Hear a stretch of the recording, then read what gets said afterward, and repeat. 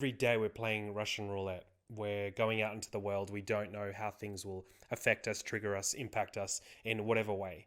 And I always joke around with my partner that we're always preparing for war in a metaphorical sense. In some countries, it is quite literally, and that's what makes you grateful for where you are right now. But if you're preparing for war, but you're more so going out in the world and realizing that there are events, people, things, places that will test you.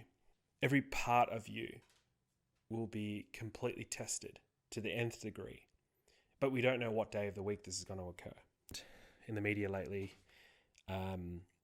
obviously, the most extreme things are obviously the virus, the war, Ukraine and Russia, and then more recently, the Will Smith outburst, which really got me thinking, which is some weird, and I really can understand why this is really impactful for an everyday person, particularly that we put celebrities on a pedestal and glorify them to whatever degree. And these movies provide us comic relief, entertainment, and what have you. And we almost assume they have it all together.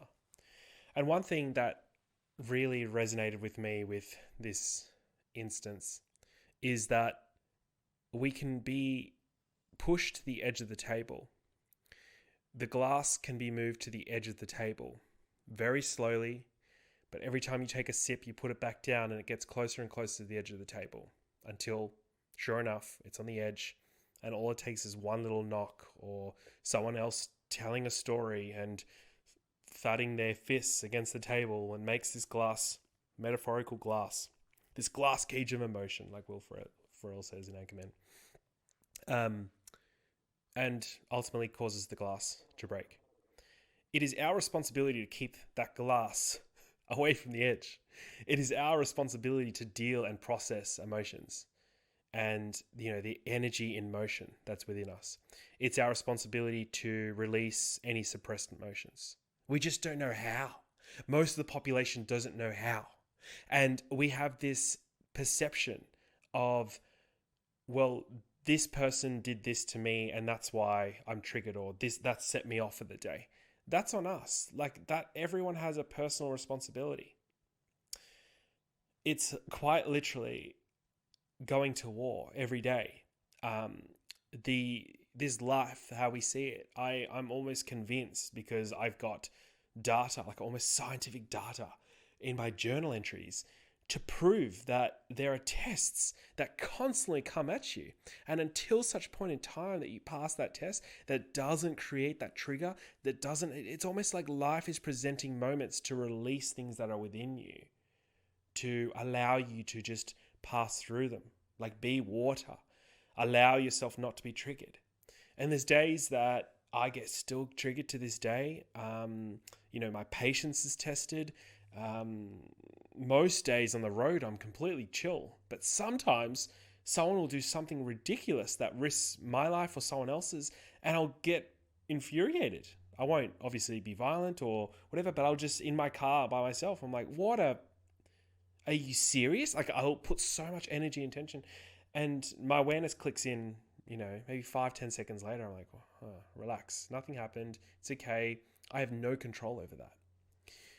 But what I mean by preparing for war is essentially getting yourself into a mind state every morning before we leave the home, treating it like brushing your teeth, washing your face. Have that as a habitual practice. It's preparing for, like, that metaphor of, going to a workplace, you're getting on the road, you're going to public transport, you're going to meet other people, you're meeting new people. Life is going to find a way to test you. And I think this is this culmination of things that's happened. And I literally am starting to see certain celebrities, or not certain, but most celebrities, all of them, just as ordinary people. Like someone who's in my phone book, like that I know of. How are they any different? I know people that have been aggressive like that overreacted, and based on their social status, people then sided with them, but not the other person, not the victim. But who is the victim? Who is right or wrong? And that's why I don't really want to go there. And obviously I have my own opinions, but this is not this is not the video for that. This is more so a talk about preparing for that. Everyone has a responsibility. Everyone has a culmination of past events, issues, concerns, worries, blow-ups in personal relationships and with friendships and at work, and worried about finances, and there's certain illnesses and health concerns, and just the stress and anxiety of like what's happening in the world, and just uncertainty about the future. And when they culminate and they build up and they build up, the glass moves to the edge of the table. You're oblivious to it because you're, again, having conversations. You don't know where your glass is. And I'm pleading with people to see what resonates with them. And it's not going to resonate with everyone, but my habitual habits have been breathwork. The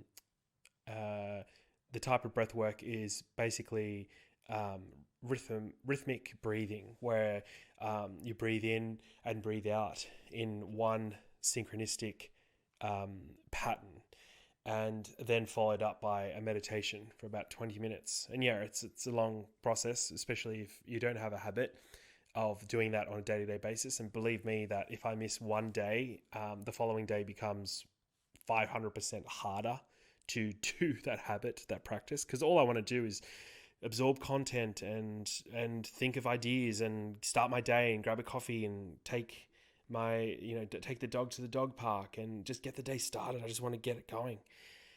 And until such point in time, I have awareness that, whoa, I have a past that have lots of trigger points, like everyone does.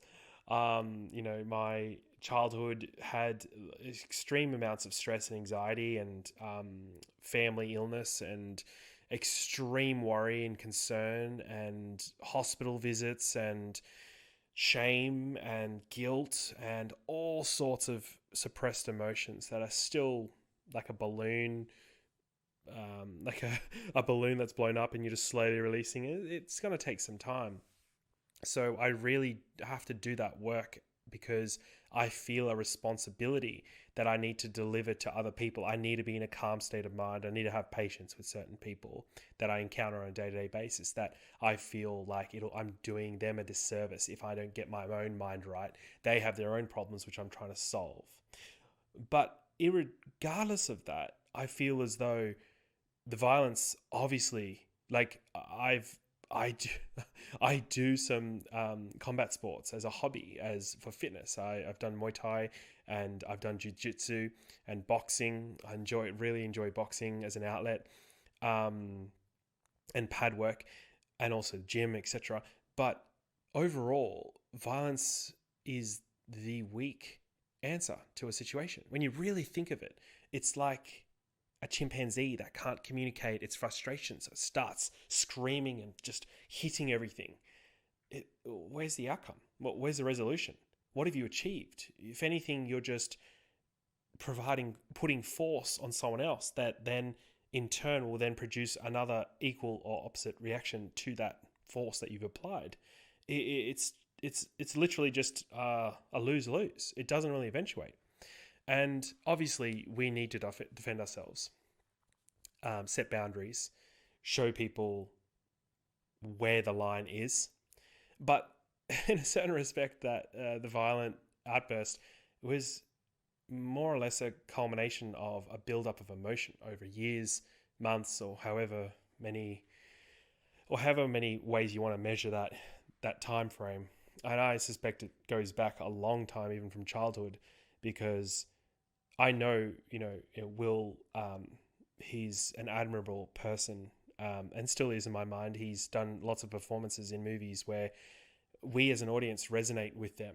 We see their emotion coming out.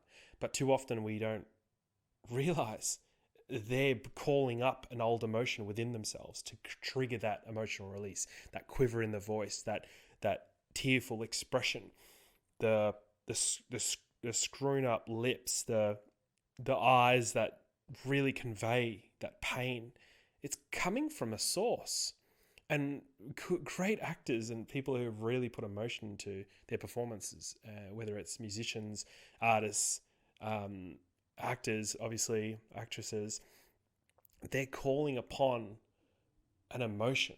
Oh yeah, they're a great actor. They can act. No, in that moment, they're not acting. They're really embodying that character. So where are we here?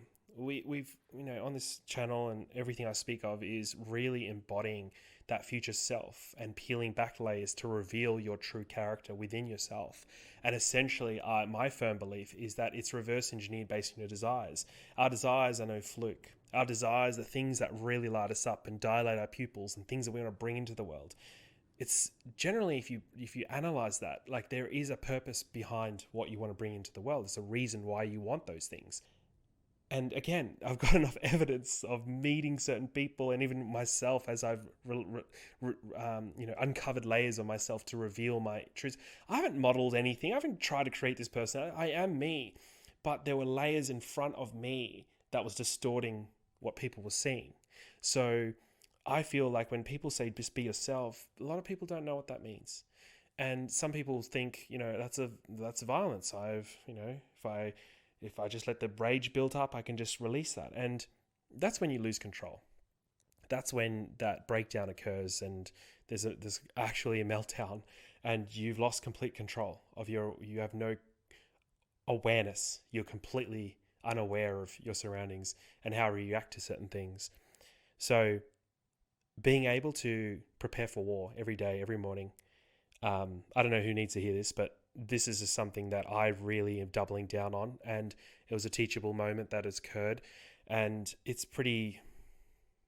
makes me feel a little bit sick to the stomach to think that this is something that we're all talking about and it's in the media, and meanwhile there's a war occurring in Europe, and the virus is still affecting certain vulnerable populations, and there's certain things that we need to really be probably putting a lot of attention and effort into, but also cultivating that gratitude and appreciation for life, like we have it, the freedoms and independence that we have. But meanwhile, I think everything is a teachable moment, and there's a reason why things happen. And if you're triggered by that, it reveals an unhealed part of yourself. And essentially for me, what I'm trying to say is that it revealed those similar sort of things that occurred in my own life that I feel if I didn't have that under control, that there would be an outburst, particularly if I leave it for consecutive days to build up, let that glass get to the edge of the table. Anyone would. There's not one person that I know, not one, that has the capacity to have that. And anyone who says, no, I'm not that type of person, I'm very calm or whatever, I've seen those people explode.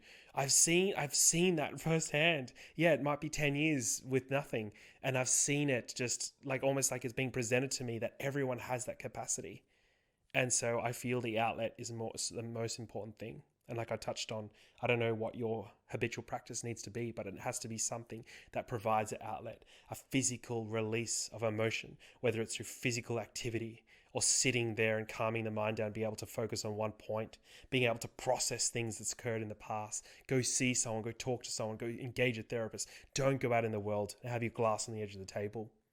Don't put pain in someone else's life. Don't put your own pain and portray it onto someone else. I think this is something that is a teachable, learnable moment in time. And it's nothing, and I don't want the intention to be that I'm saying this is how I am, and this is how, I'm saying that I've felt those boiling points occur, and I know I have the capacity to, and it scares me. But also, it is crafted my passion for life. It is it's what's created this moment. It's what's caused me to stand in front of this camera and talk and speak my mind and share my stories and my thoughts and opinions, and has allowed me to, it's really shaped me for who I am today. And I think we have to give love to those moments because they occurred for a reason. But if we let them go uncared for or unacknowledged, they'll wreak havoc. And that's what we've seen. We've just seen someone who most of us admire, and seen them in the mainstream and movies and things that we've really enjoyed and enjoyed the expression, the creative expression, the outlet, and we've seen that culmination of that explosion. And I don't care who it is, and I really encourage people even at school, children, to even acknowledge that concept within themselves and realize they're going through those moments right here and now, and do physical activity, like really promote awareness to the mind and acknowledge things that hurt us, and try to bring that out of us and where we're actually parking inside the body. And most often it's like in that gut, in that fire center, that you just want to explode if someone triggers you. And we all see those memes. You got triggered, and it's like that cartoon or that SpongeBob character, and it's like and it's got those ripple effects coming off it. It's like electricity, and it's completely triggered. It's just lost control. It's lost awareness, and that's where we are right now. We're preparing for war. Wherever you're watching this, at whatever moment in time, just acknowledge that tomorrow is the battlefield. You're going to get tested. Life's going to test you. It's going to try to trigger you. And it's up to you to control your state of mind, control your emotions, have that emotional regulation, and acknowledge your past and revisit those times and give peace and acknowledgement to it. Don't have your glass on the edge of the table. Really promote that concept of always maintaining where your glass is at any point in time, and never try not to allow it to fall onto the floor. And if you do, assess the situation, grab a new glass, put it on the table, have it in the center of the table, and don't lose awareness that where are we? Where's your center? How do you go back to center? And how do you avoid that explosion, that culmination of your own issues, concerns, and trauma in the past to build up and explode to someone that's an innocent bystander? We all have that responsibility. So that's it.